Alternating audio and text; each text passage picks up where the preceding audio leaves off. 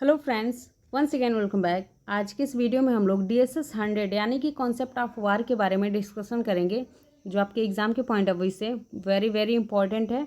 यहाँ से आपके क्वेश्चन, कॉन्सेप्ट से आपके क्वेश्चन पूछे जा सकते हैं और जो भी पॉइंट बन सकते हैं आपके कॉन्सेप्ट ऑफ वार में, वार की परिभाषा, वार का अर्थ, वार की विशेषता, वार के कार्य यानी कि युद्ध के कार्य, परिभाषा, ये सारे जो भी पॉइंट हैं जो आपके एग्जाम में पूछे जा सकते हैं, मैंने उन सारे पॉइंट्स को ऐड करा हुआ है। जो भी पॉइंट रह गए हैं उन सारे पॉइंट्स को हम लोग अगले वीडियो में डिस्कशन कर लेंगे, उस पर चर्चा कर लेंगे, ठीक है। उसको अच्छे से पढ़ लेंगे। अभी जान लेते हैं कि कॉन्सेप्ट ऑफ वार क्या होता है। ये आपका पेपर का टाइटल है। कॉन्सेप्ट ऑफ वार क्या है, तो पेपर का टाइटल है इसका, पेपर कोड है DSS 100, ठीक। ये किसके लिए, तो सेकेंड सेमेस्टर वालों के लिए है। और सबसे पहले जानेंगे कि वार क्या होता है, युद्ध किसे कहते हैं, इसकी क्या परिभाषा है, इसका अर्थ क्या है, ठीक। और मैंने कुछ क्वेश्चंस को ऐड करा हुआ है जो आपके एग्जाम में पूछे जा सकते हैं। जैसे पहला क्वेश्चन है, युद्ध की प्रकृति पर प्रकाश डालिए। युद्ध की प्रकृति पर प्रकाश डालिए। उसके बाद दूसरा क्वेश्चन है, युद्ध के कारणों को स्पष्ट कीजिए। युद्ध के कारणों को स्पष्ट कीजिए। युद्ध की अवधारणा पर प्रकाश डालिए। युद्ध की अवधारणा पर प्रकाश डालिए। चौथा क्वेश्चन है, युद्ध के न्यायोचित सिद्धांत की व्याख्या कीजिए। युद्ध के न्यायोचित सिद्धांत की व्याख्या कीजिए। पांचवा क्वेश्चन है आपका, युद्ध के सिद्धांतों की व्याख्या कीजिए। युद्ध के सिद्धांतों की व्याख्या कीजिए। ये सारे क्वेश्चन इंपॉर्टेंट है, इस तरह के क्वेश्चन ही पूछे जा रहे हैं आजकल, तो इस तरह से क्वेश्चन पूछा जा सकता है। उसके बाद है, यूक्रेन वार पर संक्षिप्त टिप्पणी कीजिए। अभी करंट में चल रहा है, तो और करंट से भी क्वेश्चन आपके एग्जाम में देखे गए हैं, तो हो सकता है कि ये भी क्वेश्चन आपके एग्जाम में पूछ दे। मैंने इसको ऐड नहीं करा हुआ है। अगर आप लोगों को जानना है यूक्रेन वॉर के बारे में, इसका संक्षिप्त टिप्पणी जानना है, इसका संक्षिप्त परिचय जानना है, तो आप कमेंट बॉक्स में कमेंट करके ज़रूर से बताना। मैं उसको बिल्कुल ईजीली वे में मैं अच्छे से 2-4 शब्दों में उसको समझा दूंगी, ठीक। उसके बाद है, यूक्रेन वार के कारणों पर प्रकाश डालिए। यहाँ से भी ये भी क्वेश्चन पूछा जा सकता है। उसके बाद है, द्वितीय विश्व युद्ध के क्या कारण थे। आपके जो भी युद्ध हुए हैं, जो भी मेन युद्ध हैं, वहाँ से भी क्वेश्चन पूछे जा सकते हैं। तो ये थोड़ा सा मुझे पॉपुलर लगता है, द्वितीय विश्व युद्ध, तो ये मैंने ऐड कर दिया है, ठीक। यहाँ से इस तरह के क्वेश्चन आपके एग्जाम में पूछे जा सकते हैं। अब जानेंगे हम लोग कि युद्ध का अर्थ क्या होता है। युद्ध का अर्थ क्या होता है, तो कह सकते हैं कि प्राणियों के मध्य, यानी कि लोगों के मध्य या राज्य, स्टेट, देश, ऐसे कह सकते हैं कि इनके पारस्परिक विरोध के, ठीक है, दो देशों के बीच कह सकते हैं, दो राज्यों के बीच कह सकते हैं, दो लोगों के बीच कह सकते हैं कि पारस्परिक विरोध के फलस्वरूप घात प्रतिघात जो होता है उसी को क्या कहा जाता है, तो युद्ध कहा जाता है, या उसके अर्थ को युद्ध से लगाया जा सकता है। कह रहा है कि युद्ध एक लंबे समय तक चलने वाला आक्रामक कृत्य है। क्या है, तो आक्रामक कृत्य है जो सामान्यतः राज्य के बीच झगड़ों के आक्रामक और हथियारबंद लड़ाई में परिवर्तन होने से उत्पन्न होता है। युद्ध क्या है, तो आक्रामक कृत्य है जो राज्यों के बीच झगड़ा के आक्रामक और हथियारबंद लड़ाई में परिवर्तन होने से उत्पन्न होता है। युद्ध संघर्ष की चरम स्थिति है। युद्ध क्या है, तो संघर्ष की चरम स्थिति है, कि अंतिम बिंदु है, कह सकते हैं कि अंतिम बिंदु है, जब कुछ नहीं हो पाता है तो क्या फिर अंतिम में क्या होता है, तो युद्ध होता है, लड़ाई होती है। संघर्ष की स्थिति में शांति भंग होता है। संघर्ष की स्थिति में, यानी कि युद्ध की स्थिति में क्या होता है, तो शांति भंग होता है। तो युद्ध के बाद शांति स्थापित करने का कार्य किया जाता है। और कह रहा है कि अतः युद्ध शांति रहित अवस्था का ही एक प्रकार है। साधारणतया युद्ध का अर्थ किन्हीं दो तत्वों अथवा प्राणियों के मध्य पारस्परिक विरोध के फलस्वरूप घात प्रतिघात से लगाया जा सकता है। युद्ध का अर्थ किनसे लगाया जा सकता है, तो दो विरोधी तत्वों के मध्य पारस्परिक विरोध के, ठीक है, दो विरोधी तत्वों के या दो विरोधी प्राणियों के कह सकते हैं कि, या दो विरोधी राज्यों के, दो विरोधी देशों के विरोध के फलस्वरूप क्या होता है, घात प्रतिघात से लगाया जाता है, उसी को युद्ध कहा जाता है। या युद्ध का अर्थ आप लोगों को समझ में आ गया होगा कि युद्ध क्या है, तो युद्ध एक लंबे समय तक चलने वाला आक्रामक कृत्य है, ठीक। उसके बाद परिभाषा है, डेफिनेशन युद्ध का। स्ट्रेक का कहना है, स्ट्रेक के शब्दों में कुछ विद्वानों ने इसको परिभाषित किया है।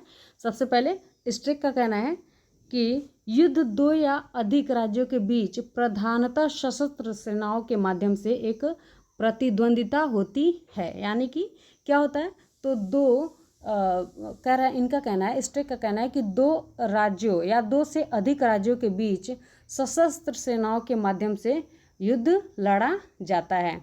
प्रत्येक प्रतिद्वंदी समूह का दूसरे को परास्त करना तथा अपनी शर्तों के अनुरूप शांति को लादना इसका अंतिम उद्देश्य होता है। युद्ध का अंतिम उद्देश्य क्या होता है, तो युद्ध का अंतिम उद्देश्य होता है कि जो भी हमने रूपरेखा बनाया उसको हम उस राज्य पे, उस देश पे लागू कर सकें। ठीक है, यहाँ तक समझ में आ गया। ये किसका कहना था, तो ये स्ट्रेक का कहना था। किबालयंग के अनुसार, किबालयंग का कहना है कि युद्ध मनुष्यों के मानवीय संघर्ष का सबसे अधिक हिंसक रूप है। क्या है, तो युद्ध युद्ध मनुष्य के मानवीय संघर्ष का सबसे अधिक हिंसक रूप है, भयावह रूप है। ये किसका कहना है, तो किबालयंग का कहना है। अब है हॉबेल का क्या कहना है, तो हॉबेल ने कहा है कि युद्ध एक सामाजिक समूह द्वारा दूसरे सामाजिक समूह पर किया गया संगठित यानी कि ऑर्गेनाइज्ड आक्रमण है। कह रहा है कि युद्ध एक सामाजिक समूह द्वारा दूसरे सामाजिक समूह पर किया गया संगठित आक्रमण है, जिसमें आक्रमण समूह आक्रांता समूह के हितों की कीमत पर अपने हितों की वृद्धि जानबूझकर अपनी जानमाल की बर्बादी करके करता है। ठीक है, उसके बाद है युद्ध के कार्य। युद्ध के कौन कौन से कार्य होते हैं, तो पामर और पार्किंस ने युद्ध के निम्नलिखित 5 कार्य बताए हैं। युद्ध के कितने कार्य बताए हैं पामर और पार्किंस ने, तो 5। देखो यहाँ से आपके पेपर 1 और पेपर 2 में क्वेश्चन पूछे जा सकते हैं, तो एक भी पॉइंट मिस नहीं करना है। पामर और पार्किंस ने युद्ध के निम्नलिखित कितने कार्य बताए हैं, तो 5 कार्य बताए हैं। भूलों को सुधारना, पहला कार्य क्या बताया है, तो भूलों को सुधारना और अधिकारों को लागू करना। भूलों को सुधारना और अधिकारों को लागू करना। दूसरा कार्य क्या बताया है, तो शांति के अंतिम साधन के रूप में युद्ध। शांति के अंतिम साधन के रूप में युद्ध का कार्य क्या है, तो शांति जब नहीं हो पाती है, कन्वेंस नहीं हो पाते हैं, दोनों में समझौता नहीं हो पाता है, तो युद्ध क्या होता है, तो अंतिम साधन के रूप में इसका प्रयोग किया जाता है। राजनीतिक और सामाजिक, तीसरा कार्य क्या बताया है, तो राजनीतिक और सामाजिक व्यवस्था का पुनर्निर्माण और आधुनिकीकरण। ठीक है, उसके बाद है नैतिक और आध्यात्मिक गुणों की उन्नति। नैतिक और आध्यात्मिक गुणों की उन्नति। अब 5वां कार्य क्या है, तो अन्य कार्य। अन्य कार्यों में डार्विन का मत है, अन्य कार्यों में डार्विन ने कहा है कि युद्ध कमजोर और घटिया लोगों को निकालने के लिए एक आवश्यक प्रक्रिया है। युद्ध क्या है, तो युद्ध डार्विन के मत के अनुसार, ठीक है, ये डार्विन का मत है कि युद्ध कमजोर और घटिया लोगों को निकालने के लिए एक आवश्यक प्रक्रिया होता है, ताकि शक्तिशाली लोग आगे बढ़ें और उनका विकास हो सके। मुसोलिनी, देखो ये भी एक विद्वान है, इन्होंने भी कहा है कि युद्ध को पुरुष के लिए उतना ही आवश्यक इन्होंने युद्ध को पुरुष के लिए उतना ही आवश्यक माना है जितना कि एक स्त्री के लिए मातृत्व। ये देखो, ये आपका कह सकते हैं, ये तर्क या ये डेफिनेशन आपका मिड टर्म में पेपर 2 में पूछा जा सकता है। ठीक, यानी कि जो बहुविकल्पीय क्वेश्चन है वहाँ पे ये डेफिनेशन पूछा जा सकता है। तो मुसोलिनी क्या कह सकता है कि किसका कहना है, ठीक है, युद्ध को पुरुष के लिए उतना ही आवश्यक मानता है जितना कि स्त्री के लिए मातृत्व। ये किसका कहना है, इस तरह से पूछा जा सकता है। तो मुसोलिनी भी युद्ध को पुरुष के लिए उतना ही आवश्यक मानता है जितना कि स्त्री के लिए मातृत्व। ये कौन मानता है, तो मुसोलिनी। ठीक, अब है परंतु युद्ध के आलोचक बिलार्ड वाल्टर का मत है कि युद्ध से कोई लाभ नहीं होता। युद्ध से क्या होता है, तो कोई भी लाभ नहीं होता। ये किसका मानना है, तो बिलार्ड वाल्टर। ये क्या है, तो युद्ध के प्रमुख आलोचक हैं। आलोचकों में से एक हैं, जो ये आलोचना करते हैं कि युद्ध से कोई भी लाभ नहीं होता, किसी भी समस्या को इसके द्वारा सुलझाया नहीं जा सकता। ठीक है, उसके बाद है युद्ध के कारण। अब युद्ध के कौन कौन से कारण हैं, किन कारणों से युद्ध होता है या किन कारणों से युद्ध लड़ा जाता है। तो युद्ध के कुछ मेन कारण मैंने ऐड करा हुआ है। जैसे पहला कारण है राजनैतिक कारण। आपका मेन में भी एक मेन कह सकते हो कि आपका राजनैतिक कारण सबसे महत्वपूर्ण कारण है। ठीक है, युद्ध का महत्वपूर्ण कारण क्या है, तो राजनीतिक सत्ता को प्राप्त करना। राजनीतिक सत्ता को हर देश को, हर राज्य को भूख होती है। तो एक कह सकते हैं कि जब समझौता नहीं हो पाता है, बातों से बातें नहीं बन पाती हैं, तो फिर क्या होता है, तो राज्यों के बीच या देशों के बीच या दो विरोधी विचारधाराओं के बीच क्या होता है, तो युद्ध होता है। और युद्ध से जो जीतता है वो अपनी सत्ता या अपने नियम कानून को उस पर थोप देता है। ठीक, तो वही कह रहा है कि युद्ध का महत्वपूर्ण कारण राजनीतिक सत्ता को प्राप्त करना होता है। युद्ध का राजनीतिक कारणों से घनिष्ठ संबंध है। युद्ध का राजनीतिक कारणों से घनिष्ठ संबंध है। मुख्य रूप में साम्राज्यवादी नीति इसके लिए क्या है, तो जिम्मेदार है। मुख्य रूप से साम्राज्यवादी जो नीति है वो इसके लिए जिम्मेदार है। वस्तुतः राजनीतिक कारणों तथा तनाव से ही भिन्न भिन्न राष्ट्रों में युद्ध के रूप में संघर्ष होता है। राजनीतिक कारणों तथा तनाव से ही भिन्न भिन्न राष्ट्रों में क्या होता है, तो युद्ध के रूप में संघर्ष होता है। जैसे अभी आपका यूक्रेन वॉर चल रहा है। ठीक, युद्ध की परिस्थिति को उत्पन्न करने में राजनीतिक कारणों का प्रमुख हाथ रहता है। H.T. माजुमदार ने राज्यों की अबाधित प्रभुता कह रहा है कि H.T. माजुमदार ने राज्यों की अबाधित प्रभुता, सत्ता की राजनीतिक साम्राज्य व्यवस्था, औपनिवेशिक अथवा निरंकुश अनुयायी संबंध जैसे राजनीतिक आधारों को युद्ध का प्रमुख कारण माना जाता है। युद्ध का प्रमुख राजनीतिक कारण क्या माना जाता है, तो सत्ता की राजनीति। ठीक है, अबाधित प्रभुता। ठीक है, अबाधित प्रभुता, सत्ता की राजनीतिक साम्राज्य व्यवस्था, औपनिवेशिक तथा निरंकुश अनुयायी संबंध जैसे कि राजनीतिक आधारों के जैसे क्या है, तो राजनीतिक आधारों को युद्ध का प्रमुख कारण माना जाता है। ये सारे कारण क्या है, तो राजनीतिक कारण है जो सत्ता के लालच में या सत्ता के लोभ में किया जाता है। उसके बाद है आर्थिक कारण। आर्थिक कारणों से भी क्या होता है, तो युद्ध होता है। आर्थिक कारणों से भी युद्ध होता है। किन्हीं दो राष्ट्रों के आर्थिक हित जब टकराते हैं तो युद्ध की स्थिति क्या होती है, बनती है, उत्पन्न होती है। ये कारण आपके यूक्रेन से भी जुड़ा है। आपका राजनीतिक कारण भी यूक्रेन से जुड़ा है। एग्जाम्पल के फॉर्म में उसको आप ले सकते हो। सांस्कृतिक कारण, ये भी मुख्य कारण है। राजनीतिक आर्थिक तथा कह रहा है कि राजनीतिक आर्थिक कारणों के अलावा सांस्कृतिक कारण भी युद्ध को जन्म देने में अहम भूमिका निभाते हैं। सांस्कृतिक कह रहा है कि संस्कृति एक जटिल समग्रता है। इसका संबंध विचारधारा और धार्मिक मूल्यों से भी होता है। ठीक है, कह रहा है कि इस संदर्भ में विश्व इतिहास में घटित हुई युद्ध की घटनाओं के आधार पर समझा जा सकता है। प्रोटेस्टेंट, कैथोलिक, ईसाई मुस्लिम मतभेद एवं हिंदू मुस्लिम मतभेद संघर्षों को जन्म देते हैं। मध्यकालीन यूरोप में धर्म के नाम पर कई युद्ध लड़े गए हैं। जैसे अभी ईसाई मुस्लिम मतभेद, ये क्या है, तो सांस्कृतिक कारण है। ये युद्ध का क्या है, तो सांस्कृतिक कारण है। प्रोटेस्टेंट, कैथोलिक, ये भी क्या है, तो सांस्कृतिक कारण है युद्ध का। उसके बाद है हिंदू मुस्लिम मतभेद, ये भी क्या करता है, तो सांस्कृतिक कारण है जो ये क्या करता है, तो युद्ध यानी कि संघर्ष को जन्म देते हैं।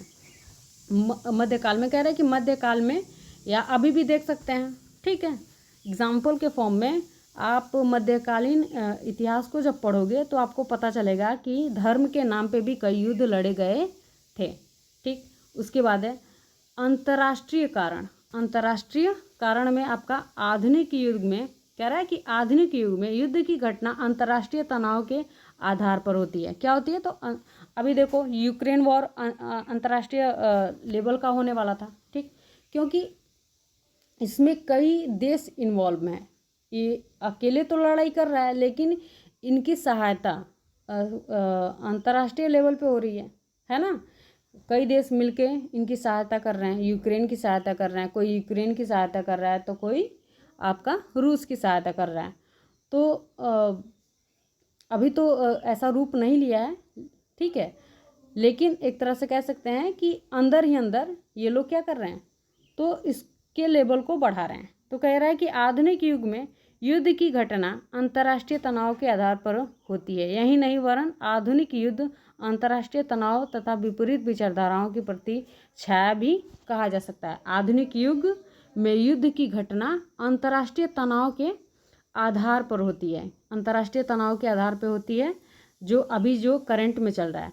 यही नहीं वरन आधुनिक युद्ध अंतर्राष्ट्रीय तनाव तथा विपरीत विचारधाराओं की प्रतिछाया भी कहा जा सकता है। ये युद्ध क्या है? तो विपरीत विचारधाराओं की प्रतिछाया है, ठीक है, यानी कि विचार हमारे और उसके हमारे और जो हमारे विरोधी हैं उसके मिलते नहीं हैं, तो इसीलिए युद्ध होता है ना। अंतर्राष्ट्रीय संबंधों में जब विघटन उत्पन्न होता है तो विभिन्न संघर्षों में विभिन्न शक्तियों में संघर्ष का होना क्या है? तो स्वाभाविक है। उसी को क्या कहते हैं? तो अंतर्राष्ट्रीय कारण कहा जा सकता है, ठीक। अब है मनोवैज्ञानिक कारण, साइकोलॉजिक कॉज, ठीक है। अब इसमें आपका मनोवैज्ञानिक कारण क्या है? तो युद्ध मानव मस्तिष्क की उपज है। युद्ध क्या है? तो मानव मस्तिष्क की उपज है। मनोवैज्ञानिक इस विचार कह रहा है कि मनोवैज्ञानिक इस विचार के आधार पर युद्ध के मानसिक कारणों की विवेचना करते हैं। क्या करते हैं? तो युद्ध के मानसिक कारणों की विवेचना करते हैं।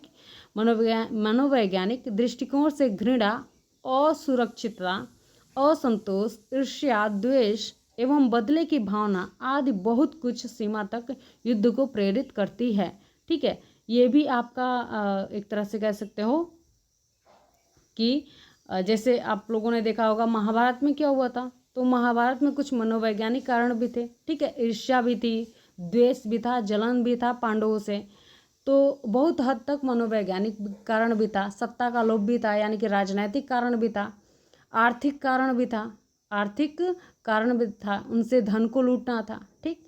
तो ये सब क्या है? तो ये सारे वॉर के कारण है, वो सारे वॉर के कारण है जो आपके संघर्ष को उत्पन्न करते हैं। तो मैं कह रहा है कि मनोवैज्ञानिक कारण में आपका क्या आ जाएगा? तो असंतोष आ जाएगा, ईर्ष्या आ जाएगा, द्वेष आ जाएगा, बदले की भावना आदि बहुत कुछ सीमा तक युद्ध को प्रेरित करती हैं, यानी कि युद्ध को प्रेरणा देती हैं कि युद्ध हो, युद्ध को मोटिवेट करते हैं कि युद्ध हो। फ्रायड तथा अन्य मनोवैज्ञानिकों का मानना है कि मनुष्य में बदला लेने की इच्छा विनाशकारी प्रवृत्ति संग्रह करने की प्रवृत्ति होती है, संघर्ष करने की, सॉरी यहाँ पे टाइपिंग मिस्टेक है, संघर्ष करने की प्रवृत्ति होती है। प्रवृत्तियाँ ही युद्ध के का कारण होती हैं। ये प्रवृत्तियाँ क्या होती हैं? तो युद्ध का कारण होती हैं। ये प्रवृत्तियाँ कौन कौन सी हैं?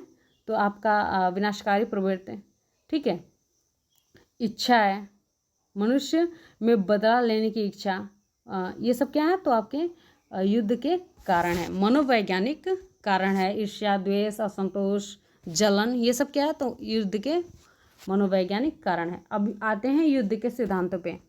तो युद्ध के कौन कौन से कॉन्सेप्ट हैं? देखो, हर देश जितने भी आपके कंट्रीज़ हैं वो सारे अपने अपने कॉन्सेप्ट बनाए हैं। तो मैंने जो इम्पोर्टेंट लगा मैंने उसको ऐड करा हुआ है, आप लोग उसको अच्छे से पढ़ के जाएंगे, ठीक। युद्ध के सिद्धांत, युद्ध के कौन कौन से सिद्धांत होते हैं आज उसकी चर्चा करेंगे। सिद्धांत सबसे पहले जान लेते हैं किसे कहते हैं। सिद्धांत क्या होता है? तो सिद्धांत नियम होते हैं। जब कोई भी कार्य किया जाता है तो एक नियम बनाया जाता है, एक कॉन्सेप्ट बनाया जाता है, एक सिद्धांत बनाया जाता है कि इसी के आधार पे हम वर्क करेंगे, ठीक है। तो युद्ध क्या है? सिद्धांत क्या है? सॉरी, सिद्धांत क्या है? तो ये नियम होते हैं जिनके आधार पे युद्ध किया जाता है, जिनके कह सकते हैं कि जिनके बेस पे, जिनके आधार पे युद्ध का कार्य किया जाता है। तो तो सिद्धांत समझ में आ गया कि सिद्धांत क्या है। तो सिद्धांत वे नियम हैं जिनके आधार पर क्या किया जाता है, तो युद्ध का कार्य किया जाता है। तो युद्ध के सिद्धांत ऐसे नियम और दिशा निर्देश हैं जो युद्ध के सिद्धांत ऐसे नियम और दिशा निर्देश हैं जो युद्ध और सैन्य संचालक के अभ्यास में सच्चाई का प्रतिनिधित्व करते हैं। ठीक है, युद्ध के सिद्धांत ऐसे नियम और दिशा निर्देश हैं जो युद्ध और सैन्य संचालन के अभ्यास में सच्चाई का प्रतिनिधित्व करते हैं। युद्ध के सिद्धांत में कहा गया है कि कानून नैतिक विचारों या धार्मिक विश्वासों द्वारा युद्ध में गतिविधियां बनाई गई हैं। युद्ध में गतिविधियां क्या की गई हैं, तो बनाई गई हैं जिससे ही युद्ध लड़ी जाती है। यानी कि युद्ध के लिए जो नियम बनाए जाते हैं उन्हीं को क्या कहा जाता है, तो युद्ध के सिद्धांत कहा जाता है, कॉन्सेप्ट ऑफ वार कहा जाता है। ये हर देश का अपना अलग अलग होता है। मैंने जो ये BDD है, BDD ब्रिटिश डिफेंस डॉक्ट्रिन, इसके अनुसार ये थोड़ा सा इसका जो कॉन्सेप्ट है वो थोड़ा सा हर कॉन्सेप्ट से मिलता जुलता है, तो इसलिए मैंने इसको ऐड करा हुआ है। इसको आप लोग अगर पूछता है तो लिख दोगे तो इसमें आपको कोई भी परेशानी नहीं होगी, लिखने में आई होप की परेशानी कोई नहीं होगी अगर इसको अच्छे से याद कर लेते हो तो। ठीक है, BDD ब्रिटिश डिफेंस। अब देखो वहाँ पे क्वेश्चन बदल जाता है अगर किसी देश का पूछ लिया तो, या कि यहाँ के हिसाब से क्या कॉन्सेप्ट होगा, तो वहाँ पे आंसर बदल जाएगा। ठीक है, तब हमको कंट्री वाइज कॉन्सेप्ट याद करने पड़ेंगे, तो उतना डीप नहीं पूछेगा, आप लोग बस इतना याद कर लेना। ठीक, कह रहा है कि BDD यानी कि ब्रिटिश डिफेंस डॉक्ट्रिन जो क्या करता है, तो स्पष्टीकरण भी देता है युद्ध पे स्पष्टीकरण भी देता है। तो वहीं कह रहा है कि BDD 2011 यानी कि 2011 संस्करण में सूचीबद्ध और परिभाषित 10 सिद्धांत हैं। क्या है, तो 10 सिद्धांत है, यानी कि BDD के द्वारा 10 सिद्धांतों को दिया गया है जो अपरिवर्तित हैं, यानी कि अभी तक ये क्या कर रहे हैं, तो चल रहे हैं। ठीक है, अभी तक ये क्या कर रहे हैं, तो चल रहे हैं अपरिवर्तित, इसमें कोई भी परिवर्तन अभी तक नहीं हुआ है जो ब्रिटिश और डिफेंस डॉक्ट्रिन ने बनाया है। तो ये मिलता जुलता था हर देश से थोड़ा बहुत, तो मैंने इसको ऐड करा हुआ है। पहला सिद्धांत क्या है, तो उद्देश्यों का चयन और रखरखाव। पहला सिद्धांत क्या है, तो उद्देश्यों का चयन और रखरखाव। कह रहा है कि एक एकल स्पष्ट लक्ष्य सफल सैन्य अभियानों की कुंजी है। स्पष्ट लक्ष्य सफल सैन्य अभियानों की क्या है, तो कुंजी है। लक्ष्य का चयन और रखरखाव युद्ध का प्रमुख सिद्धांत माना जाता है। यानी कि पहले क्या होते हैं, तो गोल सेट हो जाते हैं कि हमारा उद्देश्य क्या है, फिर उसके हिसाब से रखरखाव करना। ठीक, ये उद्देश्यों का चयन और रखरखाव। तो कह रहे हैं कि स्पष्ट लक्ष्य सफल सैन्य अभियानों की क्या है, तो कुंजी है। लक्ष्य का चयन और रखरखाव युद्ध का प्रमुख सिद्धांत माना जाता है। ठीक, अगला है मनोबल का रखरखाव। कह रहा है कि मनोबल प्रेरित राजनीतिक और सैन्य नेतृत्व, उद्देश्य और मूल्यों की साझा भावना, भलाई मूल्य की धारणा और समूह सामंजस्य से प्राप्त मन की एक सकारात्मक स्थिति है। ठीक है, यानी कि इस मनोबल का रखरखाव मोटिवेट करना क्या है, तो ये आपका मनोबल का रखरखाव है। उसके बाद है आक्रामक कार्रवाई। ये भी आपका तीसरा कॉन्सेप्ट है, तीसरा सिद्धांत है। किसके अनुसार, तो BDD के अनुसार आक्रामक कार्रवाई वह व्यवहारिक तरीका है जिसमें एक कमांडर लाभ हासिल करना, गति बनाए रखना और पहल को क्या करना, तो जब्त करना, ये आक्रामक कार्रवाई का सिद्धांत कहता है। ठीक, उसके बाद है सुरक्षा। क्या है, तो सुरक्षा यानी कि डिफेंस। सुरक्षा एक ऑपरेटिंग वातावरण का प्रावधान और रखरखाव है। सुरक्षा क्या है, तो ऑपरेटिंग वातावरण का प्रावधान और रखरखाव है जो उद्देश्यों को प्राप्त करने के लिए जब और जहां आवश्यक हो कार्रवाई की आवश्यक स्वतंत्रता प्रदान करती है। डिफेंस क्या है, तो सुरक्षा एक सुरक्षा एक ऑपरेटिंग वातावरण है जो क्या करती है, तो जहाँ जैसी कार्रवाई होनी चाहिए उसके लिए स्वतंत्रता प्रदान करती है। उसके बाद है आश्चर्य। आश्चर्य आश्चर्य अप्रत्याशित के जानबूझकर या आकस्मिक परिचय से कह रहा है कि प्रेरित सदमे और भ्रम का परिणाम है। आश्चर्य क्या है, तो आश्चर्य सिद्धांत आश्चर्य अप्रत्याशित के जानबूझकर या आकस्मिक परिचय से प्रेरित सदमे और भ्रम का क्या है, तो परिणाम है। उसके बाद है बल की एकाग्रता। बल की एकाग्रता ये भी आपका महत्वपूर्ण सिद्धांत है। बल की एकाग्रता, बल की एकाग्रता में अपेक्षित प्रभाव को प्राप्त करने के लिए, बल की एकाग्रता में अपेक्षित प्रभाव को यानी कि जो आपकी अपेक्षा है, जो आपका एक्सपेक्टेशन है, उसके प्रभाव को प्राप्त करने के लिए जब और जहां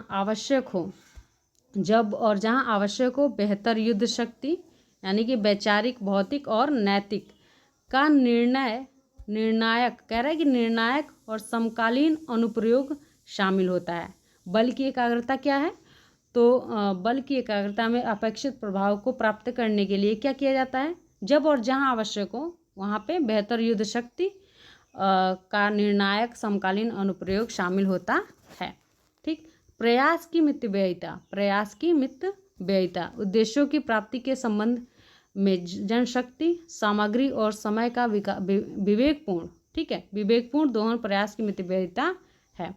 प्रयास की मितव्ययिता में क्या होता है, तो उद्देश्यों की प्राप्ति के संबंध में जो जनशक्ति है, सामग्री है और समय का विवेकपूर्ण दोहन। विवेकपूर्ण दोहन का मतलब विवेकपूर्ण तरीके से उसका प्रयोग, प्रयास की मितव्ययिता है। ठीक। उसके बाद है लचीलापन, फ्लेक्सिबिलिटी। नई परिस्थितियों को पूरा करने के लिए कह रहा है कि नई परिस्थितियों को पूरा करने के लिए आसानी से बदलने की क्षमता, फ्लेक्सिबिलिटी होती है। ठीक है। नई परिस्थितियों के लिए आसानी से बदलने की क्षमता में चपलता, प्रतिक्रियाशीलता, लचीलापन, तीक्ष्णता और अनुकूलशीलता शामिल है। ये सब क्या है, तो फ्लेक्सिबिलिटी के अंतर्गत आते हैं। उसके बाद है सहयोग। सहयोग, ठीक है। सहयोग में टीम वर्क का समावेश होता है।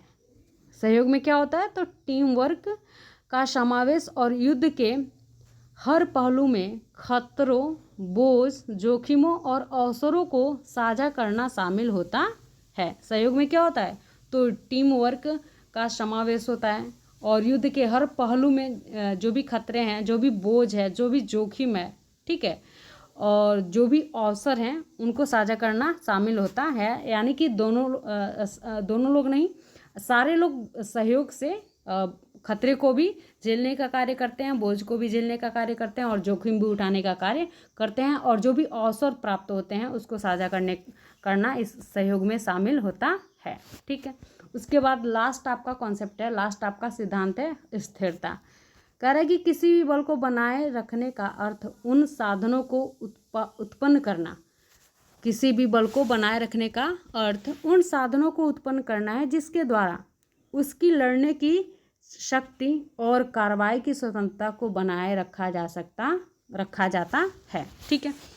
स्थिरता क्या कहता है, तो किसी बल को बनाए रखने का अर्थ उन साधनों को उत्पन्न करना जिनके द्वारा उसकी लड़ने की शक्ति और कार्रवाई की स्वतंत्रता को बनाए रखा जा सकता है। ये कौन कहता है, तो स्थिरता कहता है। स्थिरता का मतलब कि जो भी सशस्त्र सीमा बल है, जो भी फोर्स उसमें वर्क कर रहा है, उसकी स्थिरता को बनाए रखा जाए, ताकि उनको मोटिवेट रखा जाए, ताकि वो आगे की कार्रवाई को अच्छे से कर पाए। ठीक है। देखो यहाँ पे ये भी इम्पोर्टेंट पॉइंट है, फुलरो के अनुसार पूछा जा सकता है कि फुलरो के अनुसार कौन से कॉन्सेप्ट होते हैं। तो फुलरो ने 1912 और 1924 के बीच युद्ध के 8 सिद्धांतों का एक सेट विकसित किया था।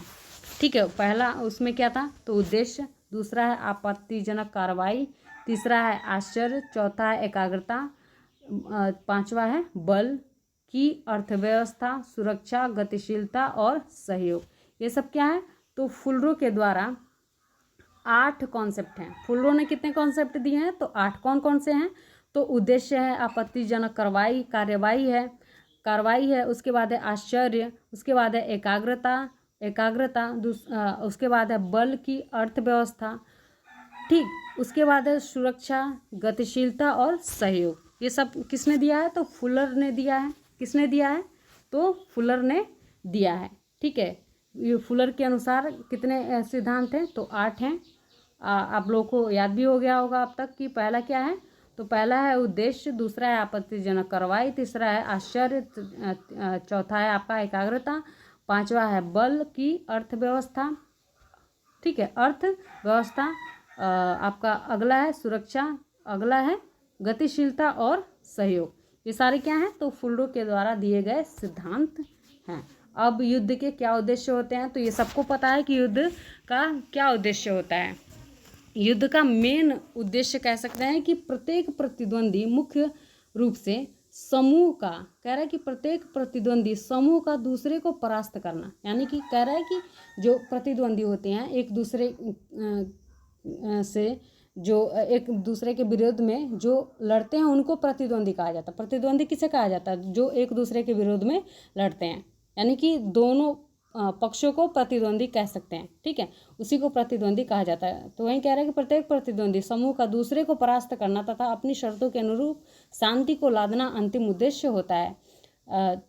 जो भी युद्ध करता होते हैं, जो भी प्रतिद्वंदी होते हैं, उनका क्या उद्देश्य होता है कि हमारे जो नियम कानून है जिसके लिए युद्ध हो रहा है, हम उस पर क्या कर सके, तो अपने ठाट बाट को उस पर लागू कर सके, अपने नियम कानून अपने हिसाब से बना सके, या हमने हमारा जो उद्देश्य है कि हम इस तरह से यहाँ पे शासन का कार्य करें। जैसे आप लोगों ने देखा होगा कि तालिबान ने क्या किया, तो अफ़गानिस्तान पे युद्ध करके और वहाँ पे अपने नियम कानून को लागू कर दिया, ठीक है।